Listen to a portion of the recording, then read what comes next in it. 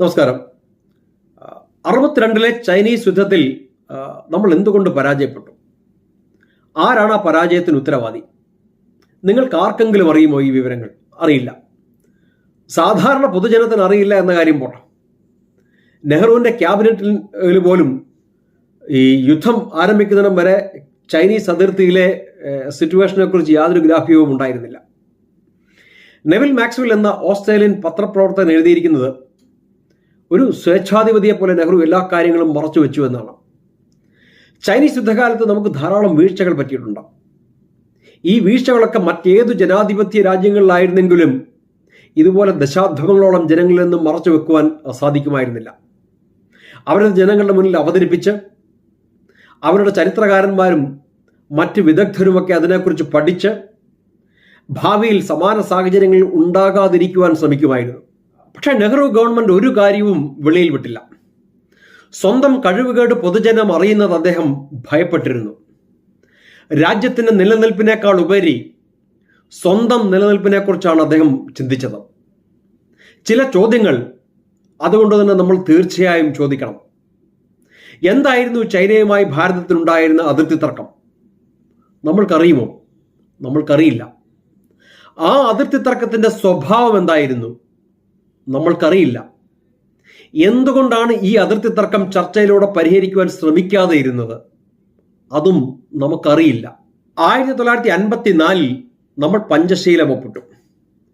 എന്തുകൊണ്ട് അതിർത്തി തർക്കം പഞ്ചശീലത്തിന്റെ ഭാഗമായി ചർച്ച ചെയ്തില്ല? നമുക്കറിയുമോ? അത് നമുക്കറിയില്ല. അതിർത്തി പ്രശ്നം പരിഹരിച്ചിട്ട് മാത്രം പഞ്ചശീലം ഒപ്പിടുക എന്ന നമ്മളുടെ നയതന്ത്ര വിദഗ്ധരുടെ ഉപദേശങ്ങളെല്ലാം നെഹ്റു തള്ളിക്കളഞ്ഞു. എന്തുകൊണ്ടാണ് അദ്ദേഹം അങ്ങനെ ബിഹേവ് ചെയ്തത്, അങ്ങനെ പെരുമാറിയത്? നമുക്കറിയുമോ? നമുക്കറിയില്ല. ഒരു യുദ്ധം നേരിടുവാനുള്ള നമ്മുടെ സൈന്യത്തിന്റെ തയ്യാറെടുപ്പുകൾ പരിതാപകരമായിരുന്നു. ആരാണ് അതിന് ഉത്തരവാദി? നമുക്കറിയില്ല. നമ്മൾ യുദ്ധത്തിൽ തോറ്റു. 38,000 സ്ക്വയർ കിലോമീറ്റർ നമ്മളുടെ ഭൂപ്രദേശം ചൈന കൈയടക്കി. അതിനുശേഷം പോലും നമ്മൾ ചൈനയുമായി ചർച്ചയ്ക്കോ സൈന്യത്തിന്റെ നവീകരണത്തിനോ തയ്യാറായില്ല. എന്തുകൊണ്ടാണ് നെഹ്റു ഇങ്ങനെ പെരുമാറിയത്? നമുക്കറിയുമോ? നമുക്കറിയില്ല. ഇതൊക്കെ ചോദിക്കേണ്ട ചോദ്യങ്ങളല്ലേ? ഇതൊക്കെ ജനങ്ങളെ അറിയിക്കേണ്ട ഉത്തരവാദിത്വം നെഹ്റുവിനുണ്ടായിരുന്നില്ലേ? ഇതൊക്കെ ഒരു അന്വേഷണ കമ്മീഷനെ വെച്ച് അന്വേഷിച്ച് ജനങ്ങളുടെ മുന്നിൽ എത്തിക്കേണ്ടതായിരുന്നു. അതാണ് ജനാധിപത്യം. പക്ഷേ ഒരന്വേഷണവും നെഹ്റു നടത്തിയില്ല. നമ്മുടെ രാജ്യം നേരിട്ട ഏറ്റവും നാണംകെട്ട പരാജയമായിരുന്നു 62-ലേത്. പക്ഷേ നെഹ്റു അടക്കം ആരും തന്നെ ഉത്തരവാദിത്വം ഏറ്റെടുത്ത് രാജിവെച്ചില്ല. നെഹ്റു ക്യാബിനറ്റോ ഗവൺമെന്റോ യാതൊരു അന്വേഷണവും പ്രഖ്യാപിച്ചില്ലെങ്കിലും ആർമി സ്വന്തം നിലയിൽ ലഫ്റ്റനന്റ് ജനറൽ ഹാൻഡേഴ്സൺ ബ്രോക്സിന്റെ മേൽനോട്ടത്തിൽ ഒരു അന്വേഷണ കമ്മീഷനെ നിയോഗിച്ചു. ഈ ഹാൻഡേഴ്സൺ ബ്രോക്സ് ഇന്ത്യൻ പൗരത്വം സ്വീകരിച്ച ഒരു ബ്രിട്ടീഷുകാരനായിരുന്നു. ആർമി ഇപ്രകാരം ഒരു കമ്മീഷനെ നിയോഗിച്ചുവെങ്കിലും ഈ കമ്മീഷന് യാതൊരു ലീഗൽ റൈറ്റും ഗവൺമെന്റ് കൊടുത്തിരുന്നില്ല. സാക്ഷികളെ, പ്രത്യേകിച്ചും യുദ്ധസമയത്ത് അതിർത്തിയിലുണ്ടായിരുന്ന സൈനിക ഉദ്യോഗസ്ഥന്മാരെ വിളിപ്പിക്കുവാനോ അവരുമായി സംസാരിക്കുവാനോ ഉള്ള അധികാരം കമ്മീഷൻ ഉണ്ടായിരുന്നില്ല. മാത്രമല്ല ഒരു തരത്തിലുമുള്ള ഫയലുകൾ സർക്കാരിൽ നിന്ന് ആവശ്യപ്പെടുവാനുള്ള അധികാരവും ഈ കമ്മീഷൻ ഉണ്ടായിരുന്നില്ല. ഈ എല്ലാ പരിമിതികൾക്കുള്ളിൽ നിന്നും ആർമി തയ്യാറാക്കിയ റിപ്പോർട്ടാണ് ഹെൻഡേഴ്സൺ ബ്രോക്സ് റിപ്പോർട്ട്. ഇന്ന് വരെ ആരും ഈ റിപ്പോർട്ട് കണ്ടിട്ടില്ല. ഈ കമ്മീഷൻ എന്താണ് അന്വേഷിച്ചതെന്നും ആർക്കും അറിയില്ല. ചൈനീസ് യുദ്ധകാലത്ത് നമ്മുടെ ആർമി ചീഫായിരുന്നു ജനറൽ താപ്പർ.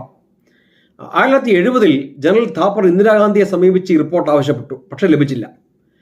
1996-ലും 2008-ലും കുൽദീപ് നയ്യാർ ഈ റിപ്പോർട്ട് ആവശ്യപ്പെട്ട് ഗവൺമെന്റിനെ സമീപിച്ചു. അദ്ദേഹത്തിനും ലഭിച്ചില്ല. 96-ൽ കുൽദീപ് നയ്യാർ രാജ്യസഭാ എംപിയും കൂടിയായിരുന്നു. ഇന്ന് ഈ റിപ്പോർട്ട് സൂക്ഷിച്ചിരിക്കുന്നത് നെഹ്റു ഫാമിലിയുടെ നിയന്ത്രണത്തിലുള്ള നെഹ്റു മെമ്മോറിയൽ ലൈബ്രറിയിലാണ്. അതായത് മിലിറ്ററി റിപ്പോർട്ട് ഒരു കുടുംബ സ്വത്തായിട്ട് മാറി എന്നർത്ഥം. ചൈനീസ് യുദ്ധം കഴിഞ്ഞ ഉടനെ ഈ റിപ്പോർട്ട് പുറത്തു വന്നിരുന്നുവെങ്കിൽ ഒരുപക്ഷെ നെഹ്റുവിന് അന്ന് രാജിവെക്കേണ്ടി വന്നേനെ. അതുകൊണ്ട് തന്നെ ആയിരിക്കണം ഈ റിപ്പോർട്ട് ഒരിക്കലും പുറത്തു വിടാതിരുന്നത്. Thank you so much. അടുത്ത ആഴ്ച മറ്റൊരു നെഹ്റുവിയൻ ബ്ലണ്ടറുമായി കാണുന്നതിനും വരെ വന്ദേ മാതരം.